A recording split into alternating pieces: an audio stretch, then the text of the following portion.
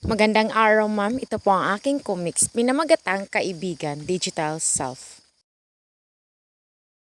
Storyang ito kung paano ako nagbago nang dahil sa teknolohiya at kung paano ko ito nalampasan. Flashback. Noong wala pa akong telepono, buo kaming magkakaibigan sa galaan at tuwaan. Palagi kaming may oras sa isa't isa. Masaya kami at masaya rin ako nakasama sila. Hanggang sa nagkaroon ako ng telepono, doon na umikot ang aking mundo. Hindi na ako sumasama sa aking mga kaibigan. Mas inuuna ko ang aking telepono kaysa sa kanila, kaysa sa mga taong nakapaligid sa akin. Paglalaro lang ang aking inatupag at wala nang iba pa.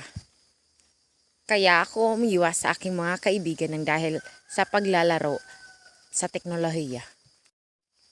At dumating ang isang araw na pagod ako sa aking mundong ginagalawan, kaya nakapagdesisyon akong kausapin ang aking mga kaibigan at humingi ng tawad sa kanila.